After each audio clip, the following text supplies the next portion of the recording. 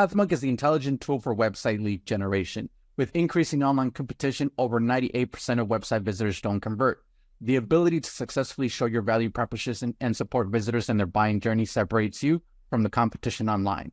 Pathmonk qualifies and converts leads on your website by figuring out where they are in the buying journey and influencing them in key decision moments with relevant micro experiences like case studies, intro videos, and much more. Stay relevant to your visitors and increase conversions by 50%.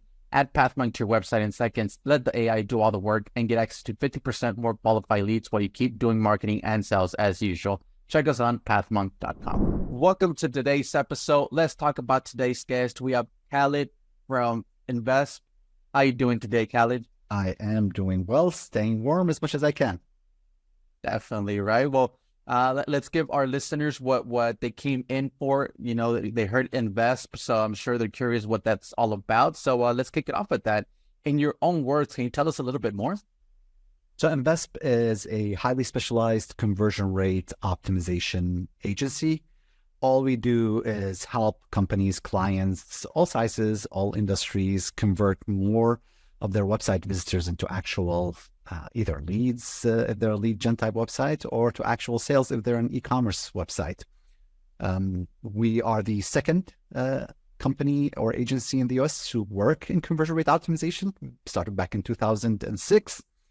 Fell into it unintentionally. In all honesty, I wish there was a grand plan, but there wasn't. So I was joking. I tell people I'm a recovering software developer, fell into marketing unintentionally, and I've been doing it for the last 16 years, 17 years at this point. I feel a little old, but I'm loving every minute of it. Definitely. I mean, for 17 years, you must love it. So definitely glad that you were able to jump in and conversion, right? I think that's a huge thing for everybody. We do kind of something here similar in Pathmonk, but definitely something to look into. But let's focus on Invesp and our listeners, so that way they could get a good understanding of it. What would you say is then a key problem that you solve for clients? So most companies come to us and they say, hey, our website conversion rate is really not that great. They usually are frustrated with it. And it's funny because I have seen companies with a 0.5% conversion rate who are frustrated with that conversion rate, rightly so. But we've worked with companies. We worked with one company with a 28% conversion rate, and the CEO there was frustrated by that. He's like, you know what? I've been trying to improve it. We've worked on it for months, and it's stuck there. And I joked with him, and I told him, you know what? Most of our clients would die to have a 28% conversion rate.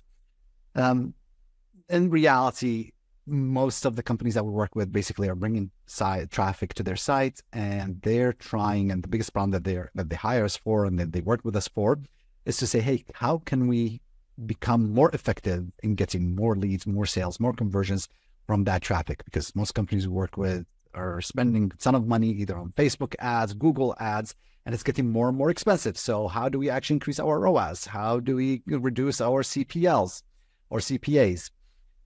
That's really when we come in and we say, you know, it's okay. As long as you're bringing the traffic, we will help you figure out how to convert more of that traffic into the dollar signs in your bank accounts. Definitely. That's great to hear. So then talking about some clients, then is there a vertical segment? Is there an ideal ICP for you guys?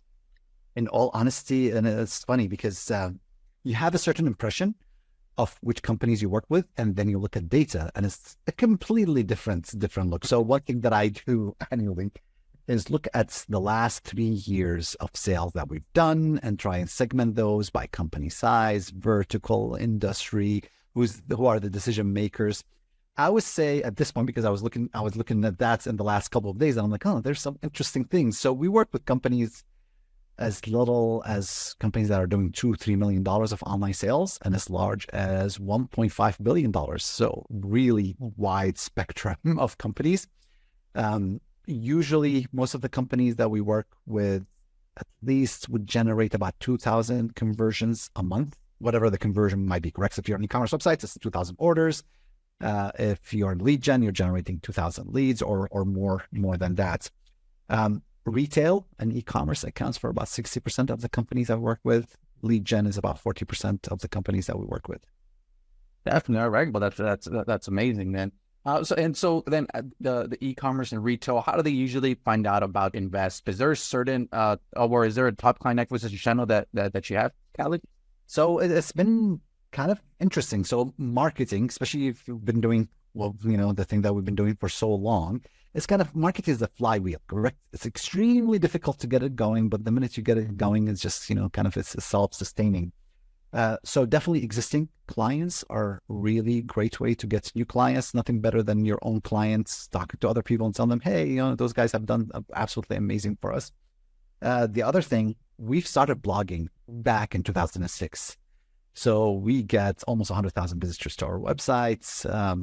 If you Google anything about conversion optimization, about A/B testing, our company probably is going to pop up there somewhere with an article. So people recognize us in the industry, which makes life tremendously easier. Correct? It's like, okay, there's this constant flow of inbound leads that are coming to us. The challenge, for the most part, is really making sure that you're working with the right company, because everybody might be interested in hiring us, but if we're not working with the right company, they'll get frustrated. We'll get frustrated, and it's just not pretty. Definitely, I would agree with that. And so, I mean, talking about the website, right? I am here on Invesp, and for our listeners to check them out, it's investcro.com. What role does the website play for client acquisition, Khalid? It's critical. I think every client who ends up signing up with us have gone to our website, probably looked at some of our case studies. I've looked at some of our blog posts. It's funny, at some point, and I think this may be 7-8 years ago, I'm like, is there really value from the blogs that we're writing? And if you look at our website, I mean, each blog post is 2, 3, 4,000, sometimes 10,000 words. I mean, very well-researched blog posts. I mean, the team spends quite a bit of time, and there's about 3 people just working on that. So I was wondering at some point, I'm like, that's a lot of money that we're spending on, and then kind of the review process and the publishing. And I still remember maybe a couple of months later, I was talking to a client, and they're like, oh, I've checked out the blog, love the article that you wrote about this. I'm like, well, I guess I got my answer. So that's, that's, so I would say, for us as an agency, the website is critical, making sure that's updated with the latest information. Having case studies is very powerful in converting all those prospects into actual potential leads and potential clients. Definitely. All right. So then, what would you recommend people to have a blog as a tool method to get more leads on the website, or is there another tool that you could recommend? Yeah. So we got lucky because we started, and again, we fell into this unintentionally. We've been doing this for 16 years. And the competition back then was hardly anything. I remember there was a couple of other people blogging about what we do. Nowadays, there are hundreds of blogs, if not even thousands, talking about the same thing that we do. Blogging is great, and whether it's content marketing or SEO, whatever you want to call it, but it's a long-term play.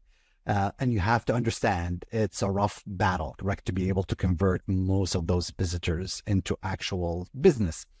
So I always tell people, I was talking to somebody recently, and they're like, oh, I'm going to start blogging. I'm like, okay, you just need to know what you're walking into. Don't expect that you're going to start blogging, and then all of a sudden, you're going to get business. He's like, really? He's like, why not? I'm like, well, it's just a little bit harder. It can work, and I've started another company, FickBuy, that relies on blogging and relies on content. But the minute we started blogging and creating content, we knew that's going to be about 2 years before we start seeing any ROI. That we can actually say, you know what? Yeah, because of content, we are generating that business. I say you figure out kind of, if somebody asks me, I'll tell them, figure out your ideal ICP, your ideal target market, figure out where they hang out. They might be hanging out on Twitter, LinkedIn, Reddit. I don't know. Different people hang out different places. Sometimes there are private groups that they hang out in online. And figure out how you become useful in those and active in those groups, and business will follow. Definitely some great tips there and methods. Well, Khalid, let's switch gears a little bit and let's talk about you as a leader. You being the CEO there for Invesp. What are some key tasks you focus on your day-to-day work? Oh man, so I do a whole bunch of things. Whenever I try and focus most of my time on the important but not very urgent. We have a team members right now. We have a COO who runs and makes sure that everything is handled on day to day. I spend quite a bit of time more on strategy, more working with the marketing team and the sales team, just to understand what problems that they are dealing with. bouncing ideas off of each other to say, okay, well, here's a target account that we're going after. How do we actually get to them? What is the right messaging? What is the right proposal that we need to send them? There are some aspects of what I do in marketing for Invesp that relies on me tremendously. So I do quite a bit of video recording. I love video because it allows people to see you, correct, and get a feel for you as opposed to the written word. Each has its place, but I think that I find video to be a lot more powerful. And then the boring side of running a company, financials. Spending some time with our CFO, making sure that all the numbers are good and the cash flow is looking good, and if there's any issues that we need to pay close attention to. Okay, awesome. Great. Sounds like you have a full plate on your hands, but after so much years of experience, it looks like you have it already organized. So that's great to hear. I'll have to tell you something. You assume at some point in your life that, what, the minute the company is going to become larger, is going to be less problems. And I say, there will always be problems. They just get a lot more complicated as the company grows. So it seems like you're always, and it's fun though, you're always trying to solve a problem. You're always trying to optimize a process, whether for your clients or internally for your company. Yeah, all right, awesome to hear that. Well, let's jump into our next section, Khalid. And it's a rapid fire question round. So you ready for them? I think I am. Let's see. Perfect. Awesome. First off, what is the last book that you read? The last book that I read, interesting. So The Road Less Stupid, which is one of the better books that I always recommend, and I go back to it again and again. So basically, Keith Cunningham, that's the author, and he basically says, most businesses fail because they make stupid decisions, not because they're not making enough smart decisions. So he said, you know what, if you make less stupid decisions, you're probably going to survive. And he divides this book to about 50 different chapters. Each chapter is about 3 pages. In it, he will mention a business problem and he will ask you lots of questions that you can take and ask yourself, sit one-on-one with yourself, answer those questions and figure out what you need to do in terms of those problems and how they appear in your business. All right, great read there. Next up is, what is one single thing that your company's focused on at the moment the most? Oh, man. I would say our marketing and I'm trying to get our video content out there. There is a big focus on that, and that falls on me, which means I have to dedicate quite a few hours every week to recording more and more videos. All right, perfect. Now, if there would be no boundaries in technology, what would be that one thing that you want to have fixed for your role as a marketer today? Oh, man. It's funny, but I'll talk about technology. So one of the monthly bills that I look at that just absolutely kills me is our AWS bill, and that's in thousands of dollars. And everybody knows, like at the end of the month, I look at it and I'm always annoyed. If I can fix that problem, I think, with the right developers, you can fix any marketing problem. It's just the cost that is prohibitive. All right, awesome. Now, if there was one repetitive task that you could automate, what would that be? We do generate ROI reports for our clients. And that's funny, just before this call, I was just looking at one of the reports and there's so many formulas in it because it calculates so many different things. And it's funny because one of the formulas broke and I was one of our team members looking at it, he's like, Khalid, you created this report a few years ago. Do you remember? And I'm like, oh, I don't remember. So I'd love to figure out a way to generate those reports automatically without having to think through them. And we're starting to think through how to do that. It's not easy because there's just a lot of inputs. Definitely. All right. Awesome. And well, lastly, definitely want to ask him, like you mentioned, over 17 years within the marketing world. But what is one piece of advice that you would give yourself if you were to restart your journey as a marketer today? I think lots of times there are activities that we see and we delay jumping into those activities because we think it's going to take too long. It's going to be too hard. I think start on those activities. The earlier you start, you will see the benefits. We were just talking about content marketing. When I started my other company, I delayed starting on content marketing. Every year I look at it and I'm like, oh, we're going to start the next year. And it took us almost 4 years before we started content marketing. And I'm like, okay, that was stupid because if we started right away, we'd probably seen the fruits of it, within 2 years. You start in 2020, guess what? You don't see the fruits until 2022. So start, just focus. Sometimes people do, and that's something I do, a million things. I'm like, what? Pick a couple of things, bet on them, do them really well. And I think that's a secret to success in marketing. That's funny. All right. Awesome. Great. Some great advice there from Khalid. Well, Khalid, thanks a lot for being on the show with us today. I do want to give you the last word. If someone forgets everything about the interview today, what is that one thing they should remember about Invesp?